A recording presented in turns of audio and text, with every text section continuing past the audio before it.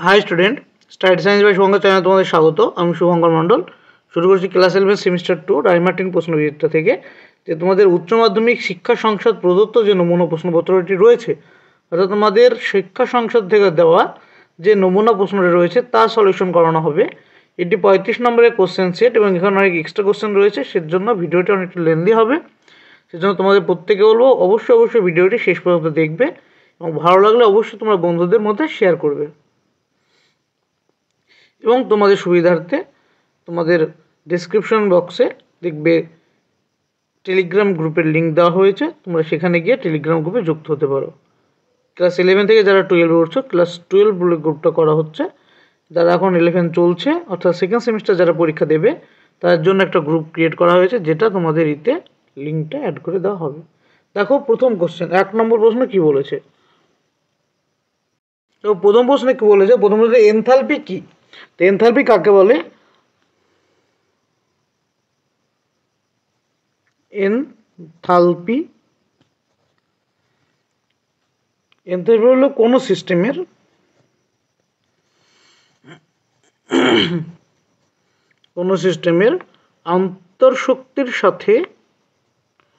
আন্তঃশক্তির সাথে সিস্টেমের পিভি শক্তি যোগ করলে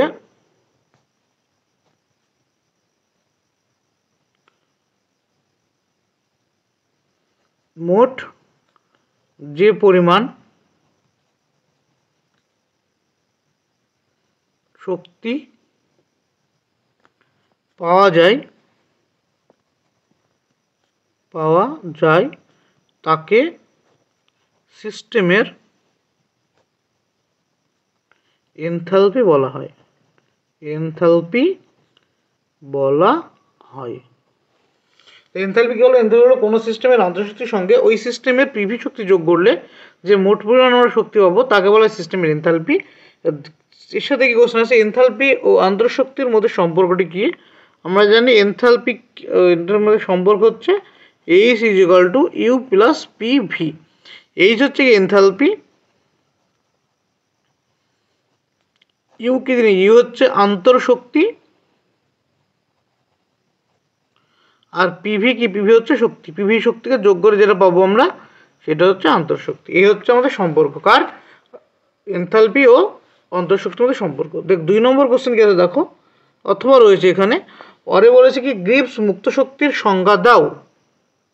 গিবস মুক্ত সংজ্ঞা তোমাদের স্ক্রিনে দেওয়া হয়েছে। বলছে কি গিবস মুক্ত শক্তি হলো একটি তাপগতীয় অবস্থার আপেক্ষক স্থির চাপ ও উষ্ণতায় সংঘটিত কোনো স্বতঃস্ফূর্ত প্রক্রিয়ার যার হ্রাসের মান -ΔG থেকে বোঝা যায় উক্ত প্রক্রিয়ায় সিস্টেম তার পরিবেশের ওপর সর্বোচ্চ কী পরিমাণ নিট কার্য বা ব্যবহারযোগ্য কার্য সম্পাদন সক্ষম। এটা হচ্ছে মুক্ত শক্তির সংজ্ঞা। এর সাথে কোশ্চেন রয়েছে মুক্ত শক্তির সাথে এনট্রপির সম্পর্ক কি। তো মুক্ত শক্তি ΔD হচ্ছে মুক্ত শক্তি, ΔG হচ্ছে মুক্ত শক্তি, ΔH মাইনাস কত হবে T∆S। এটা হচ্ছে মুক্ত শক্তির সাথে, এটা কি গিবস মুক্ত শক্তি, ΔG হচ্ছে গিবস মুক্ত শক্তি, ΔS কি এনথালপির পরিবর্তন। কিসের? এনথালপির পরিবর্তন। টি হচ্ছে উষ্ণতা, যে উষ্ণতায় প্রসেসটি ঘটছে, আর ΔS হচ্ছে এনট্রপির পরিবর্তন। এনট্রপির পরিবর্তন, এ হচ্ছে আমাদের রিলেশনশিপ। নেক্সট 2 নম্বর প্রশ্ন দেখো কি বলেছে। বলেছে নিম্নোক্ত আয়নগুলির সেট থেকে সর্বাধিক সুস্থিত আয়নগুলি ব্যাখ্যা করো ও চিহ্নিত করো। এর নিম্নোক্ত যে দুটো সেট রয়েছে, এই সেটে দেখো কি আছে। এই সেটে আছে CH3+, CH2Br+, তারপরে কি আছে CH2Br2+, আর তার সাথে CBr3+। তো এগুলো সব কি আছে? কার্বোক্যাটায়ন। আর কার্বোক্যাটায়নের সাথে -I ইফেক্টযুক্ত গ্রুপ যদি থাকে, কার্বোক্যাটায়নের সাথে যদি -I ইফেক্টযুক্ত কোনো যদি গ্রুপ থাকে, তবে সেই কার্বোক্যাটায়নের স্টেবিলিটি হ্রাস পায়। অর্থাৎ এই কার্বোক্যাটায়নগুলো স্টেবিলিটি কম। মানে স্থায়িত্ব কি হবে এদের? কম হবে। কারণ কি? কারণ বি আর যেটা স্থায়িত্ব কম। কারণ কি? বি আর হচ্ছে কি? বি আর হলো মাইনাস আই ইফেক্ট যুক্ত গ্রুপ। কি গ্রুপ? এখানে মাইনাস আই ইফেক্ট দেখায় কে? বি আর। সের জন্য এটি কি হবে? সুস্থিত কম হবে। কিন্তু দেখো বি সেটে যে কোশ্চেনগুলো রয়েছে, বিএস থেকে সিএস থ্রি মাইনাস, এর সাথে আছে সিএইচ টু সিএল মাইনাস, আছে কি সিএইচসিএল টু মাইনাস, আছে কি সিসিএল3 মাইনাস। এই সেটগুলো আছে। এবার এই যে সেটগুলো আছে এখানে দেখো কার্বো অ্যানায়নের সাথে কি আছে? মাইনাস আই ইফেক্ট যুক্ত গ্রুপ যুক্ত। কার সাথে? কার্বো অ্যানায়নের সাথে। কার্বো অ্যানায়নের সাথে মাইনাস আই ইফেক্ট যুক্ত গ্রুপ যুক্ত থাকায়, মাইনাস আই ইফেক্ট যুক্ত গ্রুপ যুক্ত থাকায় কি হবে? কার্বো অ্যানায়নের স্থায়িত্ব বৃদ্ধি পাবে। কার্বো অ্যানায়নের স্থায়িত্ব বৃদ্ধি পায়। নেক্সট কোশ্চেন নম্বর কত? অথবা দেখো আছে, এর একটা অথবাও আছে। অথবাতে কি বলেছে? নিম্নোক্ত রেজোনেটিং গঠনগুলির মধ্যে কোনটি স্থায়িত্ব বেশি? কোনটি স্থায়িত্ব বেশি? ব্যাখ্যা সহ উত্তর দাও। ওখানে দুটো রেজোনেটিং গঠন আছে, CH two double bond CH double bond O থেকে কি রেজোনেন্স করেছে? না CH two plus CH double bond CH O minus. এই যে দুটো রেজোনেটিং গঠন, 1 নম্বর রেজোনেটিং গঠন, 2 নম্বর রেজোনেটিং গঠন। এবং রেজোনেটিং গঠনের স্থায়িত্ব যদি আমরা পড়ি, ওখানে দেখবে প্রথমেই লেখা আছে প্রসম গঠনটি বেশি স্টেবিলিটি পায়। শব্দ স্টেবিলিটি কী পাবে? প্রসম গঠন স্টেবিলিটি বেশি পাবে। তবে এখানে 1 নম্বরটা কি আছে? 1 নম্বরটা প্রসম স্ট্রাকচার, আর 2 নম্বরটা কি? চার্জযুক্ত স্ট্রাকচার। চার্জের সময় ক্যাটায়ন অ্যানায়ন মানে পজিটিভ নেগেটিভ চার্জ রয়েছে, ডাইপোল রয়েছে। তো সেজন্য আমাদের এখানে কি হবে? বেশি সুস্থিত কি হবে? না 1 নম্বরটি বেশি সুস্থিত। নেক্সট কোশ্চেন কি রয়েছে 3 নম্বরে? বলছে রূপান্তর করো প্রোপাইন থেকে প্রোপানন। প্রোপাইনের সংকেত কি? CH3C triple bond CH। এটা কি প্রোপাইন? প্রোপাইন থেকে কি করতে বলেছে? প্রোপানন মানে CH3COO CH3 বা অ্যাসিটন বা প্রোপানন করতে হয় কি থেকে? প্রোপাইন থেকে। তাই প্রোপাইন থেকে প্রোপানন করতে হলে এটা একটা স্টেপেরই বিক্রিয়া লাগে। বিক্রিয়া কি লাগে? না 20% H2SO4, 1% HgSO4 আর 8 ডিগ্রি সেন্টিগ্রেড হিট। এই হচ্ছে বিক্রিয়া রিয়েজেন্ট। সিঙ্গেল স্টেপ বিক্রিয়াটা হয়ে যাবে। নেক্সট কি আছে? না অরে আছে। দেখো অথবা, দেখো এরও একটা অথবা রয়েছে। বলেছে কি C4H10 আণবিক সংকেত বিশিষ্ট যৌগটির সম্ভাব্য সকল গঠনগত আইসোমারগুলি লেখো। C4H10 কার সাধারণ সংকেত? না অ্যালকিনের সাধারণ সংকেত। অ্যালকিনের সাথে সাইক্লো অ্যালকেন কি হয়? Cyclo alkane. এই দুটোর জেনারেল সংকেত কি? CnH2n। কার? অ্যালকিন এবং সাইক্লো অ্যালকেন এই দুটো সাধারণ সংকেত কি? CnH2n। এবার এখানে যেহেতু CnH2n মিলে যাচ্ছে C4H8, তো এগুলো কি স্ট্রাকচার হবে? এগুলো অ্যালকেনের স্ট্রাকচার হবে। অ্যালকিনের স্ট্রাকচার হবে কি হবে? CH3 CH double bond CH3। এর যেহেতু গঠনগত বলেছে, এর সিস্টেন্স করা দরকার নেই, এইভাবে তুমি রাখতে পারো। এবার আরেকটা কি হবে? CH2 double bond CH2CH3। এটা কি? এটা হলো 2 বিউটিন, এটা 1 বিউটিন। এটা কি 2 বিউটিন 1 বিউটিন। এছাড়া আর কি হবে? আগে বলেছি সাইক্লিক স্ট্রাকচার একটা পাবো আমরা C4H10 এর। এটা হচ্ছে সাইক্লিক স্ট্রাকচার পাবো। আর কি পাবো? এই স্ট্রাকচারটাও আমরা পেতে পারি। কি এটার নাম কি হবে? কমেন্ট করবে। এই যৌগের নাম কমেন্টে বলবে। তারপরে কি আছে? আর কি হতে পারে এখানে? আরেকটা হতে পারে CH2 ডবল বন্ড CH3। তো স্ট্রাকচার করা হলাম 1টা 2টো 3টে 4টে 5টা। C4H10 এর গঠনগত আইসোমার কটা পেলাম? 5টা। এবার এটা জ্যামিতিক পেলে আরো একটা বেড়ে যাবে, জ্যামিতিক হয়ে সিস্টেন্স পেয়ে যাব। নেক্সট কোশ্চেন নম্বর 4। 4 নম্বর প্রশ্ন দেখো কি বলেছে, বলেছে যে CO2 ও CO2 এর তুলনায় CO অধিক বিষাক্ত কেন? তো কোশ্চেন দেখতে পেয়েছো, কোশ্চেন বলেছে কি CO2 তুলনায় CO অধিক বিষাক্ত কারণ কি? রক্তের হিমোগ্লোবিনের প্রতি অক্সিজেন অপেক্ষা বা কার্বন ডাইঅক্সাইড অপেক্ষা CO এর আসক্তি বেশি। এই গ্যাস হিমোগ্লোবিনের সঙ্গে দ্রুত যুক্ত হয়ে কার্বক্সি হিমোগ্লোবিন নামক স্থায়ী যৌগ, যেটা অক্সি হিমোগ্লোবিন অপেক্ষা প্রায় 300 গুণ স্থায়ী যৌগ গঠন করে, যেটা কি Hb+CO থেকে HbCO। ফলে হিমোগ্লোবিনের অক্সিজেনের পরিবহন ক্ষমতা হ্রাস পায় ও অক্সিজেনের অভাবে প্রাণীর মৃত্যু ঘটে। অল্প পরিমাণে সিওর অভাবে বমিভাব, মাথা ঝিমঝিম করা এবং উপসর্গ দেখা দেয়। সিগারেটের ধোঁয়ায় সিও থাকায় ধূমপায়ীদের রক্তে সিওর পরিমাণ বেশি থাকে, তারা মাথার যন্ত্রণায় ভোগে। এটা হচ্ছে সিও এর ক্ষতিকারক প্রভাব। আর যেহেতু সিওর এইসব ক্ষতিকারক প্রভাবগুলো রয়েছে, সেজন্য সিও বা কার্বন মনোক্সাইড CO2 থেকে অধিক বিষাক্ত। নেক্সট কোশ্চেন নম্বর 5 কি বলে দেখো, সবুজ বিপ্লব কি প্রকৃত অর্থে সবুজ? সবুজ বিপ্লব কি প্রকৃত অর্থে সবুজ? এই সবুজ বিপ্লব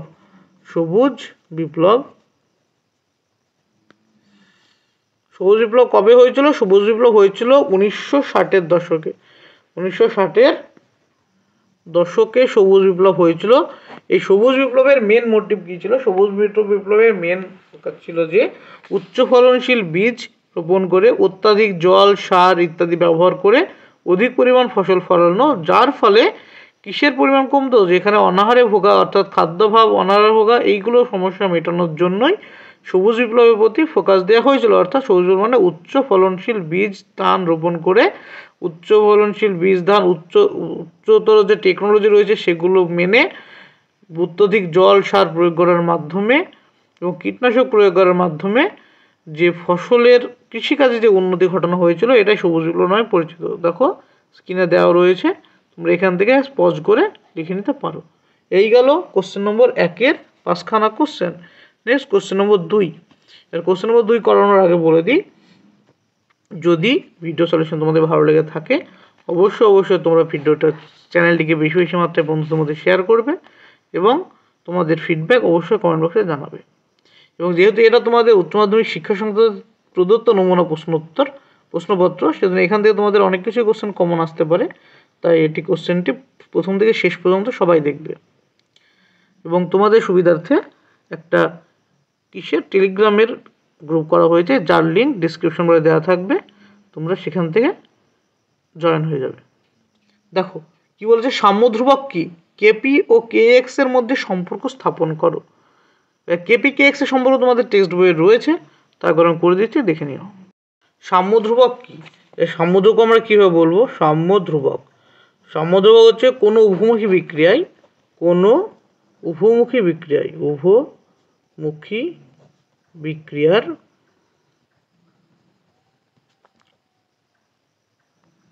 সম্মুখ বিক্রিয়ার ধ্রুবক, কি ধ্রুবক? হার ধ্রুবক ও বিপরীত বিক্রিয়ার হার ধ্রুবক এর অনুপাতকে বলা হয়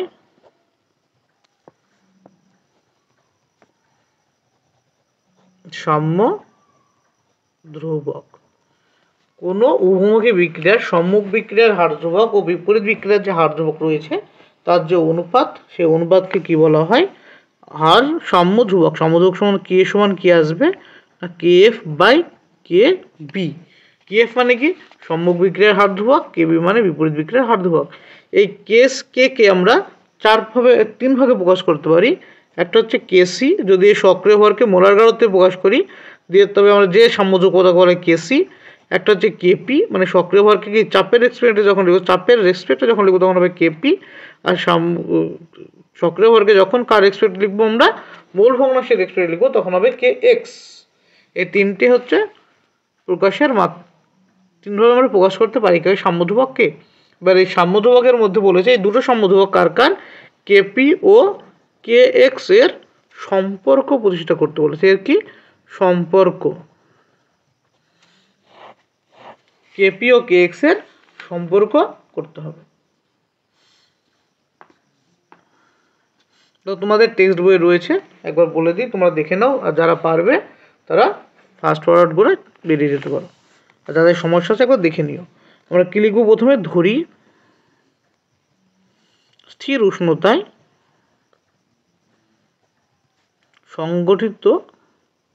সংঘটিত মানে কি, সেটা বদ্ধ পাত্রে, অ্যাকচুয়ালি বদ্ধ পাত্রে, স্থির উষ্ণতায় বদ্ধ পাত্রে সংঘটিত প্রদত্ত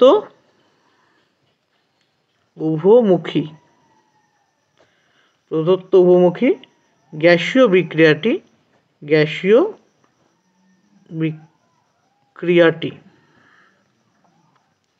কিসে আছে না সাম্যাবস্থায় আছে। সাম্যাবস্থার সমীকরণ কি হবে? এখানে ধরে নিলাম কত, এ গ্যাসিয়াস প্লাস কত হবে বি গ্যাসিয়াস থেকে তৈরি হবে কি সি না ধরে একবারে ডি ধরে নিচ্ছি, গ্যাসিয়াস প্লাস ই স্টেট কি গ্যাসিয়াস স্টেট। যেহেতু এটা আমরা কেপি এর সমীকরণ করবো, সেজন্য সবগুলো আমরা গ্যাসিয়াস স্টেটে করে নিলাম। এবার এখান থেকে আমরা কেপি সমীকরণ কি লিখতে পারবো? পিডি মানে পিডি মানে কি সাম্যাবস্থায় ডি এর আংশিক চাপ ইন্টু কি পিসি পিই বাই কত হবে P A into P B. এটা হলো 1 নম্বর। এবং আমার কার বের করতে, কে এক্স বের করে নিতে হবে। কে এক্স সমান কত হবে X D by into D X E power E by কত হবে X A power A into X B power B. এটা হলো 2 নম্বর সমীকরণ। এক্ষেত্রে বা যেখানে আমরা কি ধরে নেব পিডি পিই পিএ ও পিবি হলো বিক্রিয়ার সাম্যাবস্থায় যথাক্রমে ডি ই এ ও বি এর আংশিক চাপ কি চাপ আংশিক চাপ এবং এক্স ডি এক্স ই এক্স এ এক্স বি হলো সাম্যাবস্থায় যথাক্রমে ডি ই এ ও বি এর মোল ভগ্নাংশ এগুলো ধরে নেওয়া হলো। এবার আমাদের কাজ কি, এরপরে কাজ হচ্ছে আমরা কি জানি আংশিক চাপ সমান কি জানি আমরা ডাল্টনের যে আংশিক চাপ সূত্রটি রয়েছিল, ডাল্টনের আংশিক চাপ সূত্রানুসারে কি হবে না আংশিক চাপ সমান কি হবে কোনো উপাদানের আংশিক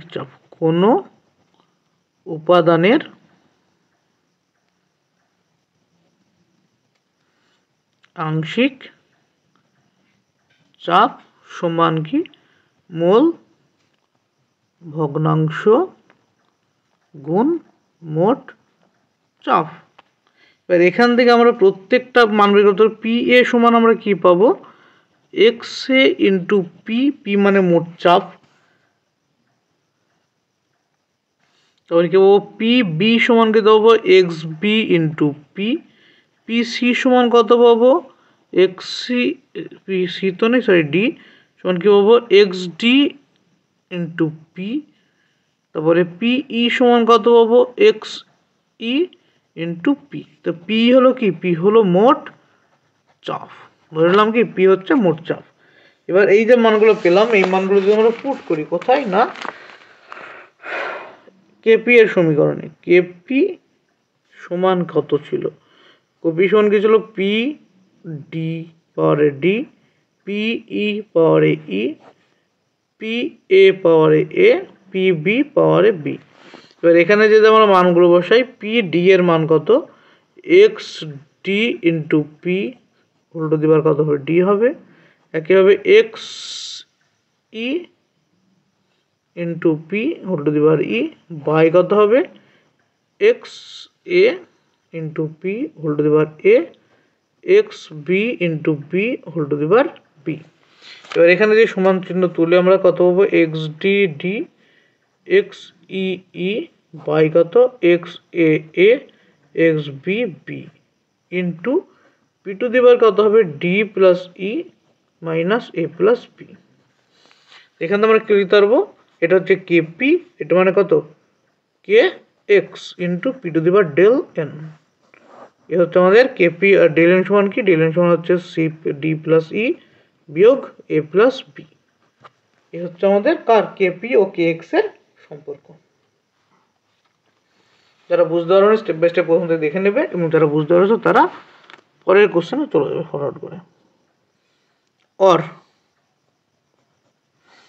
অরে কি বলেছে, বলেছে যে লাসাতেলিয়ারের নীতিটি লেখো। তো লাসাতেলিয়ার নীতি তোমাদের বইয়ে রয়েছে, যেহেতু তোমাদের লাসাতেলিয়ারের বইয়ে রয়েছে, আমরা এখানে বলে দিচ্ছি কি আছে লাসাতেলিয়ারের নীতিতে।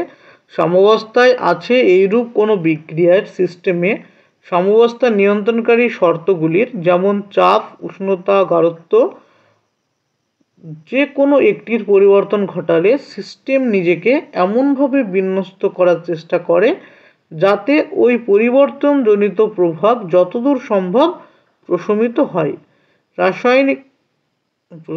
হয়। এটা হচ্ছে লাসাতেলিয়ারের নীতি। এবার এখানে আরেকটা কোশ্চেন রয়েছে, এর সাথে আরেকটা কি কোশ্চেন রয়েছে দেখো। আরেকটা বলেছে যে 25 ডিগ্রি সেন্টিগ্রেড উষ্ণতায় নাইট্রাস অ্যাসিডের বিয়োজন ধ্রুবক দেওয়া আছে 4.5 × 10⁻⁴, 0.04 m NaNO2 দ্রবণের বিয়োজন মাত্রা ও pH নির্ণয় করো। কোশ্চেন কি আছে, কোশ্চেন বলেছে তো বিয়োজন মাত্রা।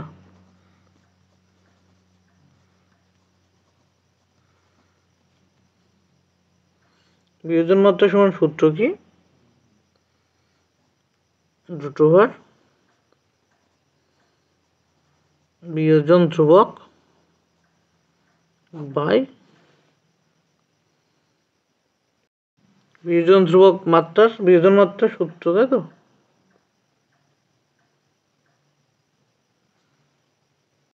দেখো বিয়োজন মাত্রা আর বিয়োজন ধ্রুবকের সম্পর্ক হচ্ছে কেবি সমান alpha square C by 1 - alpha. এখানে কেবি হচ্ছে কি, কেবি হচ্ছে বিয়োজন ধ্রুবক, বিয়োজন ধ্রুবক যার মান দেওয়া আছে। আর বের করতে হবে কি, আমরা আলফা বের করতে হবে বিয়োজন মাত্রা বা আয়নায়ন মাত্রা। এই আলফার মান আমাকে বের করতে হবে এখান থেকে অঙ্ক করে। তো কেবি এর মান কত দেওয়া আছে দেখো,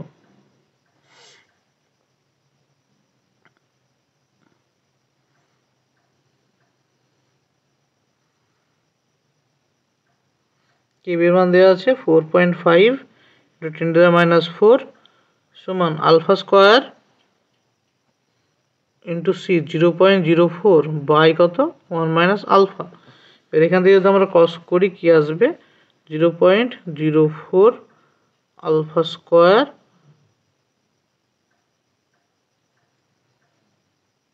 প্লাস 4.5 × 10⁻⁴ আলফা মাইনাস 4.5 × 10⁻⁴ = 0। এখান থেকে যদি আমরা ক্যালকুলেশন করি আলফার ভ্যালু আমার আসবে কত, এখান থেকে আলফার ভ্যালু আসবে 2.3525 × 10⁻⁵। এটা হচ্ছে আলফার ভ্যালু, অর্থাৎ আলফা মানে কি বিয়োজন ধ্রুবক, বিয়োজন মাত্রা। বিয়োজন মাত্রা কত আসলো, 2.325 × 10⁻⁵।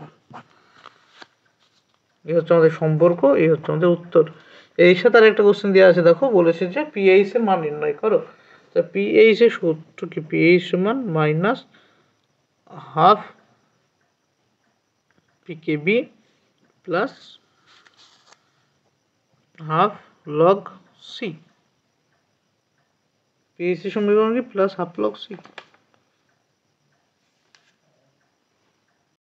Minus half log C. এবার এটা মান বের করো। পিকেবির মান কত আসবে? পিকেবি এর মান আসবে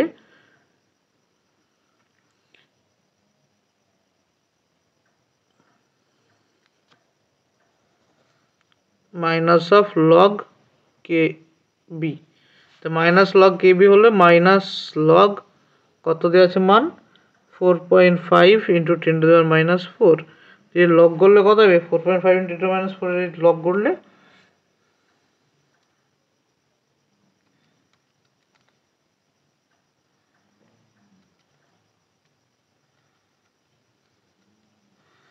এখানে হবে 3.346। তো কত আসলো?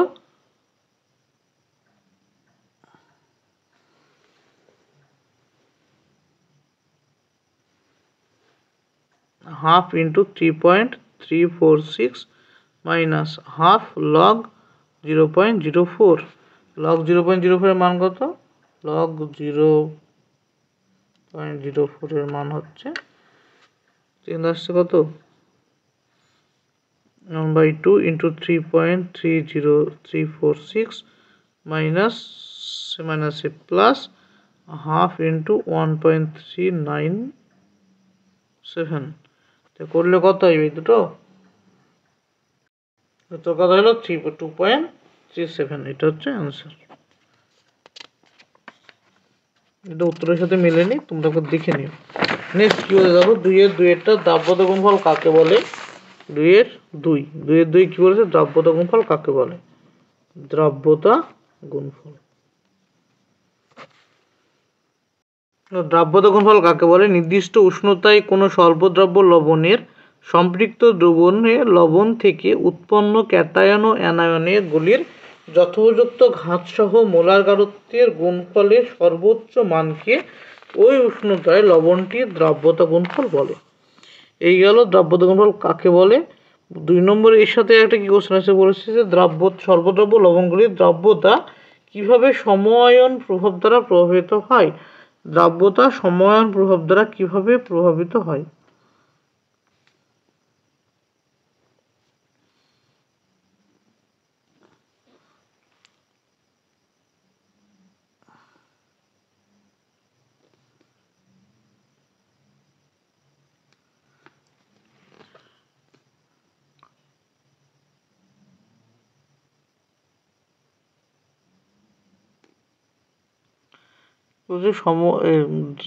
লবণগুলির দ্রাব্যতা কিভাবে সময়ায়ন প্রভাব দ্বারা প্রভাবিত হয়, এখানে ব্যাখ্যা লেখা আছে, তোমরা দেখে নেও স্ক্রিন থেকে। বলেছে যে সম আয়নের উপস্থিতি কোনো স্বল্পদ্রাব্য লবণের দ্রাব্যতা হ্রাসের ঘটনাকে সময়ায়ন প্রভাব বলে। এর জন্য সময়ায়ন সম্পূর্ণ জলীয় দ্রবণে স্বল্পদ্রাব্য লবণের দ্রাব্যতা বিশুদ্ধ জলের লবণটির দ্রাব্যতা অপেক্ষা কম হয়। উদাহরণস্বরূপ কি দেওয়া আছে? 25 সেন্টিগ্রেড উষ্ণতায় 0.1 মোলার KCl দ্রবণে HCl এর দ্রাব্যতা বিশুদ্ধ HCl দ্রবণের দ্রাব্যতা অপেক্ষা কম হয়। সেক্ষেত্রে Cl মাইনাস আয়ন কি করে? সময়ায়ন প্রভাবের কাজ করে। দেখো নিচে তোমাদের উদাহরণ আরো দেওয়া আছে, এটা তোমরা দেখে নিও স্ক্রিন থেকে। পজ করে দেখে নিও, নইলে তোমার বই থেকেও দেখে নিতে পারো। তারপরে কি আছে? 2-এর 3 কি বলেছে যে জারণ সংখ্যা পদ্ধতিতে নিম্নোক্ত রাসায়নিক বিক্রিয়াটিতে ABC এর মান নির্ণয় করো ও বিজারকটিকে শনাক্তকরণ করো। বলছে জারণ সংখ্যা পদ্ধতিতে কি করতে হবে আমাকে? জারণ সংখ্যা পদ্ধতি কি সমীকরণ? K2Cr2O7 সাথে AH2SO4 প্লাস BSO2 থেকে তৈরি হয়েছে কি K2SO4 plus Cr2SO4 whole 3 plus CH2O।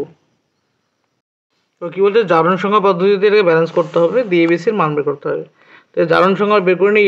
এখানে সিআর এর জারণ সংখ্যা +6, এস এর জারণ সংখ্যা কত? +4, এখানে এর জারণ সংখ্যা +6 আর এখানে সিআর এর জারণ সংখ্যা হচ্ছে +3। তাই আমাদের এখানে সিআর এর জারণ সংখ্যার হ্রাস, সিআর এর জারণ সংখ্যার কি হ্রাস পেয়েছে? তো জারণ সংখ্যার হ্রাস কত হ্রাস পেয়েছে? দেখো 6 - 3 সমান 3 একক। একইভাবে এস এর জারণ সংখ্যার বৃদ্ধি ঘটেছে। কত বৃদ্ধি ঘটেছে? 6 থেকে 4 বিয়োগ করলে 2 একক। আমাদের প্রথম কাজ কি? প্রথম কাজ হচ্ছে জারণ সংখ্যার হাই বৃদ্ধি বের করা। তাদেরকে একটা শেয়ারের জন্য 3 একক। এখানে শেয়ার আছে কত? দুটো শেয়ার আছে না? তো CR2 আছে, CR2 আছে কটা? দুটো শেয়ার। তো একটা শেয়ারের জারণ সংখ্যা হ্রাস পেয়েছে 3 একক। তো দুটি CR এর জারণ সংখ্যার হ্রাস কত হবে?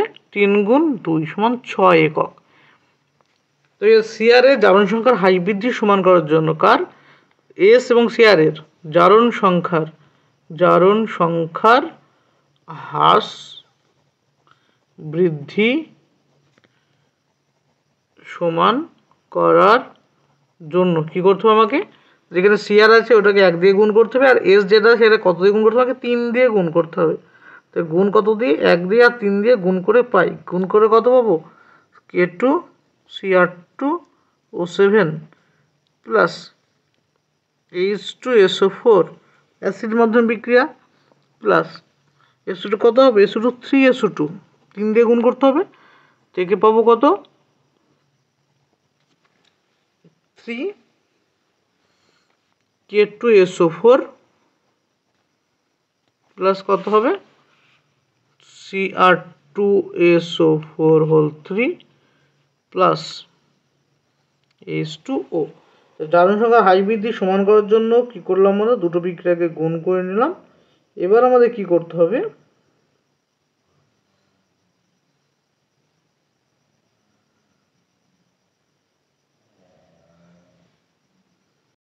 এখানে যে 3টা আছে না, 3টা হচ্ছে এই যে SO4 3 হয়েছে সেখানে ব্যালেন্স হয়েছে।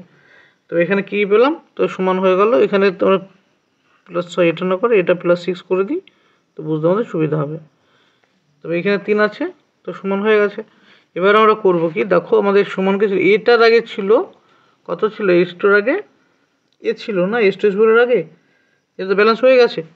এটা হচ্ছে সমতাযুক্ত সমীকরণ। সমতাযুক্ত সমীকরণ। তবে এ সমান কত আসলো? এ সমান 1 আসলো। বি সমান কত আসলো? 3 মানে এটা বি আসলে, এখানে বি ছিল, এখানে এ ছিল, আর এখানে সি ছিল। তো সি সমান কত? 1। এক্সট্রা কিছু মানে 1 আছে। এই গেল এবিসি এর মান। এর সাথে একটা কোশ্চেন রয়েছে, দেখো বি এর কোশ্চেনটা 4টে বিক্রিয়া দিয়েছে, দিয়ে বলেছে জারক বিজারক শনাক্তকরণ করতে। 4টে বিক্রিয়ার 1 নম্বর বিক্রিয়া কি আছে? সি প্লাস বি প্লাস থেকে তৈরি হয়েছে সি প্লাস প্লাস বি। তারপর একটা বিক্রিয়া কি দিয়েছে? এ প্লাস প্লাস ডি থেকে তৈরি হয়েছে কি না, কোনো বিক্রিয়া হয়নি। তারপরে আছে সি প্লাস, এর সাথে বিক্রিয়া কোনো বিক্রিয়া হয়নি। আর কি আছে? ডি বি প্লাসের সাথে বিক্রিয়া করে কি করেছে না, ডি প্লাস প্লাস বি। এই হচ্ছে 4টে বিক্রিয়া। এর আমরা কি জানি? আমরা বিক্রিয়া যে আমাদের তড়িৎ রাসায়নিক শ্রেণী যেটা ছিল আমাদের ক্লাস 10-এ দেওয়া ছিল, বা হ্যাঁ ক্লাস 10-এ ধাতু চ্যাপ্টার দেওয়া ছিল তড়িৎ রাসায়নিক শ্রেণী। ওখানে বলা ছিল যদি আমরা তড়িৎ রাসায়নিক শ্রেণী বলে লিখি, উপরে যে মৌলটার উপরের মৌলর কি বিজারণ ক্ষমতা বেশি হয়, অর্থাৎ উপরের মৌলগুলো খুব দ্রুত ইলেকট্রন বর্জন করতে পারে। মানে শ্রেণীর উপরে যারা অবস্থান করে তারা কি করে? খুব দ্রুত কি করতে পারে? ইলেকট্রন বর্জন করতে পারে। এখানে দেখো বিক্রিয়ায় বি প্লাসের সাথে কে কে বিক্রিয়া করেছে? সি আর ডি বিক্রিয়া করেছে। যেহেতু বি প্লাসের সাথে সি এবং ডি যখন ছিল তখন ইলেকট্রন বর্জন করছিল কে কে? সি আর ডি। যেহেতু বি প্লাস সি ইলেকট্রন বর্জন করেছিল, সেজন্য বলতে পারি আমরা কি সি এবং ডি বি এর থেকে বেশি বিজারক। সি এবং ডি কার থেকে? বি এর থেকে বেশি বিজারক। অর্থাৎ তড়িৎ রাসায়নিক শ্রেণীতে বি এর উপরে থাকবে সি আর ডি। বি এর উপরে, এটা যদি আমরা উপর থেকে নিচ পর্যন্ত এটা সাজাই, উপরে কে থাকবে? উপরে আছে, এটা হচ্ছে উপরের দিক। উপরে থাকবে কে? সি, এবং ডি উপরে থাকবে। এবং এই দুটোর মধ্যে পজিশন কী করে ঠিক করবো আমরা? দেখো এ আর ডি এর মধ্যে এ ডি এর সাথে বিক্রিয়া করবে না। এ প্লাসের সাথে ডি যদি বিক্রিয়া করে তখন কোনো ধরনের বিক্রিয়া করে না। তার মানে কোথায় থাকবে? এ কোথায় থাকবে? ডি এর উপরে নিচে? ডি এর উপরে থাকবে এ। কারণ কি? কারণ এ প্লাস বিক্রিয়া করছে না, মানে এ থাকলো ডি এর উপরে। আবার এটাকে দেখো সি আর এ যদি আমরা দেখি, সি প্লাস কার সাথে? এর সাথে বিক্রিয়া করছে না, অর্থাৎ সি এ এর উপরে থাকবে। যেহেতু সি এ এর উপরে থাকবে, উপরে আছে, সেজন্য আমরা এখান থেকে বলতে পারি কি এই হচ্ছে আমাদের তড়িৎ রাসায়নিক শ্রেণী অনুসারে এইভাবে সাজাতে পারলাম। কী করে পারলাম তো ভালো করে দেখো, বলছে সি এর সাথে বি প্লাসের যখন বিক্রিয়া হচ্ছে তখন সি প্লাস এবং বি তৈরি হচ্ছে, মানে কি সি ইলেকট্রন বিকে দিয়ে দিচ্ছে, দিয়ে সি পজিটিভ হয়ে যাচ্ছে, বি তৈরি হচ্ছে, তার মানে কি সি বিজারণ হতে পারে, বিজারণ ধর্ম দেখাতে পারছে, মানে ইলেকট্রন বর্জন করতে পারছে, অর্থাৎ সি হচ্ছে বিজারক। আর আমরা তড়িৎ রাসায়নিক শ্রেণী জানি উপরে যারা থাকে বিজারক থাকে, অর্থাৎ উপরের মৌলগুলো ইলেকট্রন খুব সহজে দান করে কী করতে পারে, যৌগ গঠন করতে পারবে, খুব সহজে ইলেকট্রন দিয়ে দিতে পারবে। এবার এখানে দেখো দুটো বিক্রিয়া, এই বিক্রিয়াটা এবং এই বিক্রিয়াটা, দুটো বিক্রিয়া ইলেকট্রন দান করতে পেরেছে, বি প্লাসকে ইলেকট্রন করেছে সি আর ডি, অর্থাৎ সি এবং ডি বি এর উপরে অবস্থান করবে, কেন সি আর ডি বি এর উপর অবস্থান করেছে। আবার একইভাবে দেখো ডি এর কাছ থেকে ইলেকট্রন নিতে, ডি এ কে ইলেকট্রন দিতে পারছে না, অর্থাৎ এ ডি এর উপরে আছে, যে উপরে থাকে সে ইলেকট্রন দেয়, কিন্তু এখানে তো এর স্কোপ নেই, এখানে ইলেকট্রন ডিকে দিতে হবে, যেহেতু বিক্রিয়া ঘটছে না সেহেতু আমরা বলছি কি ডি নিচে অবস্থাতে এর। এবার এইভাবে আমরা পেলাম কি সি এ ডি বি, তো সি সব থেকে বেশি বিজারক, তারপরে এ, তারপরে কি ডি, তারপরে হচ্ছে বি হচ্ছে সব থেকে কম বিজারক। এটা হচ্ছে বিজারকের শ্রেণী। এ হচ্ছে কোশ্চেন নম্বর কত, এটা হচ্ছে question number 3 P.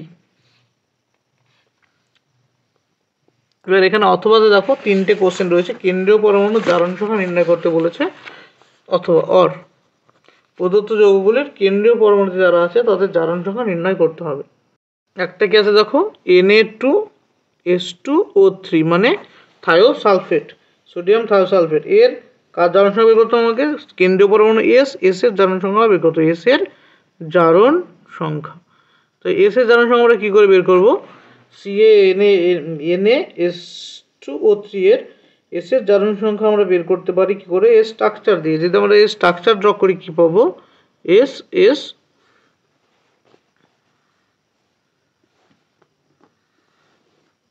O N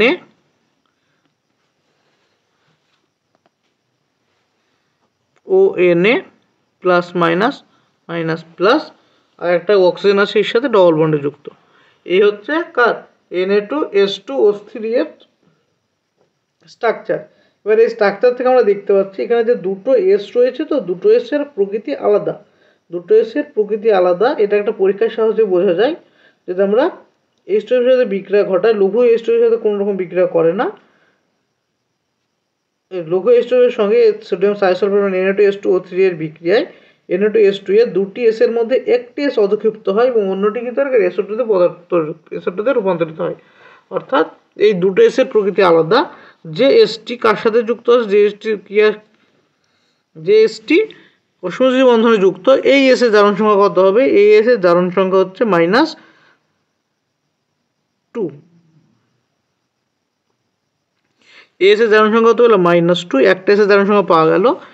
এই এস এর জারণ সংখ্যা বের করতে হলে আমরা কী করে বের করবো, না এস এর জারণ সংখ্যা যদি আমরা এক্স ধরে নিই, তবে এক্স ইন্টু 1 যদি একটা প্লাস কত 2 গুণ দেখো +1, সোডিয়ামের +1 হয়, এটা কার জন্য, এটা হচ্ছে এন এর জন্য।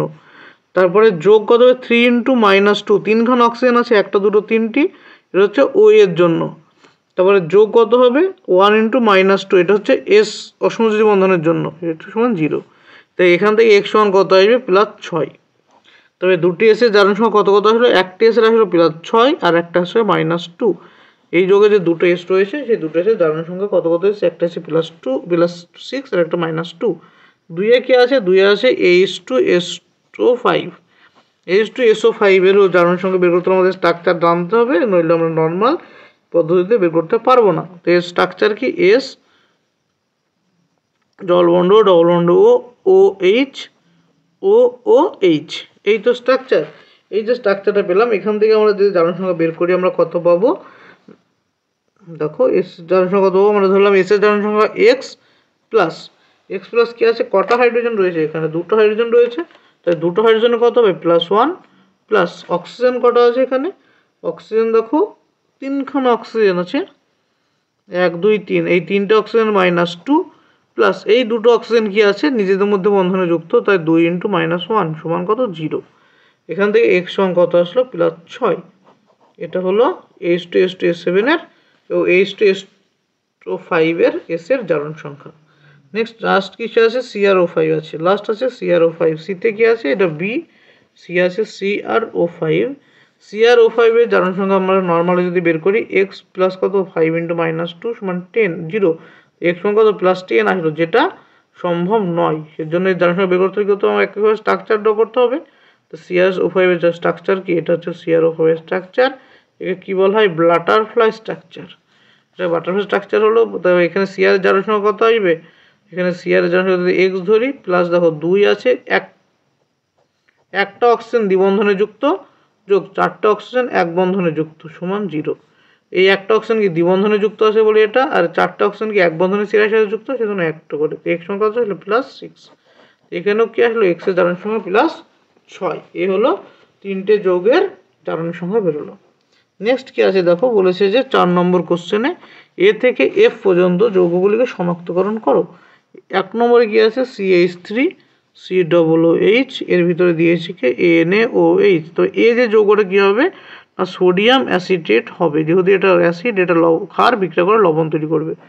এর পরের স্টেপে দিয়ে আছে কি NaOH এর সাথে কার বিক্রিয়া CaO, এবং হিট তৈরি হবে কি CH4।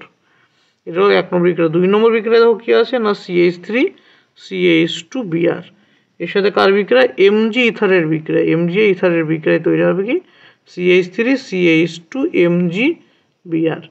এটা তৈরি হলো। এর সাথে কার বিক্রিয়া দিয়েছে না, C2H5OH এর সাথে বিক্রিয়া করলে তৈরি হবে D প্লাস ওই যৌগটা। তো D যৌগটা কি হবে না, CH3 CH3 ইথেন হবে D, আর পাশে কি যৌগ তৈরি হবে MgO C2H5 প্যাকেট শেষ Br। সি যৌগটা, সি কোশ্চেনটা দেখো কি বলেছে, CH3 single one C double one CH, অর্থাৎ প্রোপিন। প্রোপিনের মধ্যে দিয়েছে HBr পারঅক্সাইড।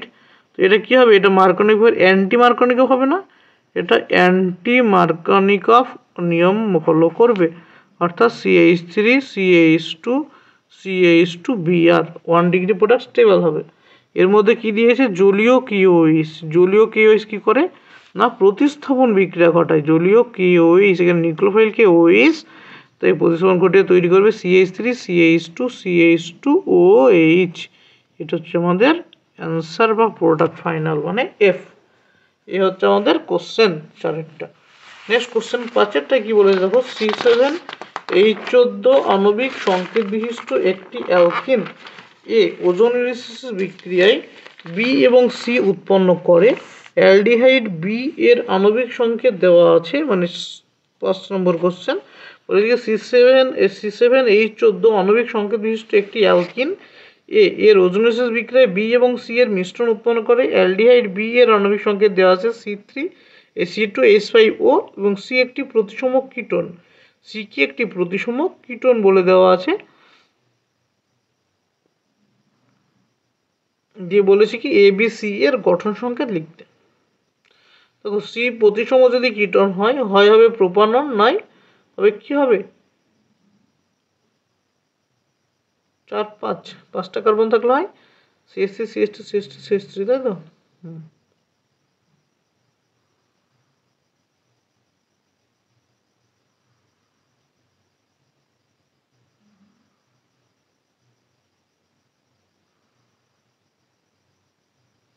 অ্যালডিহাইডের সঙ্গে দেওয়া আছে C2H5O।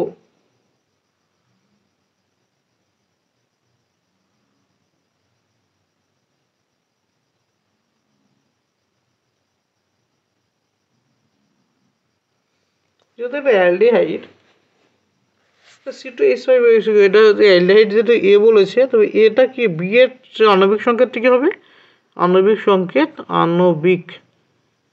সংকেত হবে C2H4O, অর্থাৎ CH3CHO অ্যাসিটালডিহাইড।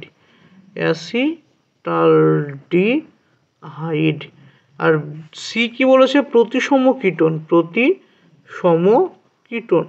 এবার প্রতিসম কিটোন যখন নেব, দেখো ওখানে 7খানা কি আছে কার্বন রয়েছে, আর এখানে আমরা পেলাম 2টো কার্বন। কার মধ্যে, অ্যালডিহাইডে যে 2টো কার্বন পাই, তাই টোটাল যেহেতু 7টা কার্বন, অ্যালডিহাইডে 2টো চলে গেছে, তাই কিটোনের ভিতরে কটা থাকে, 5টা কার্বন থাকবে। 5টা কার্বন যুক্ত প্রতিসম কিটোনের স্ট্রাকচার কেমন দেখতে হয়, CH3 CH2 C11O CH2 CH3। এটা হচ্ছে 5 কার্বন যুক্ত প্রতিসম কিটোন। তো এটা কি হলো প্রতিসম কীটন বলে দিয়েছে, যদি এটা আমরা লিখলাম প্রতিসম কীটন। আর একটা কি আছে অ্যাসিটালডিহাইড CH3 এই দুটো যদি ওজোন রিলিজ করা হয়, তো এই প্রোডাক্ট যেহেতু এই দুটো যেহেতু ওজোন রিলিজের প্রোডাক্ট, এই দুটো কি ওজোন রিলিজের প্রোডাক্ট, তবে আমাদের প্রোডাক্ট মানে সাবস্ট্রেট বা অ্যালকিনটি কি হবে, আমাদের অ্যালকিনটি হবে হচ্ছে CH3 CH double bond C CH2 CH3 CH2 CH3, এটা হচ্ছে আমাদের অ্যালকিন, এটা হচ্ছে এ যৌগ, অ্যালকিন এ। অ্যালকিন পেয়ে গেছি আমরা। কিটোন এটা হচ্ছে সি যৌগ, এটা হচ্ছে বি যৌগ। এই হচ্ছে 4-3খানা আমাদের উত্তর। একবার দেখে নিও ABC করে। নেক্সট অর কি আছে দেখো, বলেছে মেটা নির্দেশক গ্রুপগুলি অ্যারোমেটিক ইলেকট্রোফিলিক প্রতিস্থাপন বিক্রিয়ার প্রতি নিষ্ক্রিয় হয় কেন? মেটা নির্দেশক গ্রুপ যদি আমরা ধরে নিই এ, মেটা নির্দেশক গ্রুপ হিসেবে আমরা ধরে নিলাম নাইট্রোকে, নাইট্রো মেটা নির্দেশক গ্রুপ হিসেবে কাজ করে। যদি আমরা নাইট্রো গ্রুপের রেজোনেন্স দেখি, আমরা নাইট্রো গ্রুপে যদি আমরা রেজোনেন্স দেখি, রেজোনেন্স কীভাবে হবে এটা, যেহেতু মেটা নির্দেশক গ্রুপ বা নাইট্রো গ্রুপ হচ্ছে -M ইফেক্ট যুক্ত গ্রুপ, তো এই রেজোনেন্স করবে কি বেঞ্জিন রিং থেকে ইলেকট্রন টেনে নেবে, বেঞ্জিন রিং থেকে ইলেকট্রন ডেন্সিটি কমিয়ে ফেলবে, দিয়ে এই ধরনের একটা রেজোনেন্স দেখাবে। এই গেল, এই কার্বন এখানে চেঞ্জ করবে,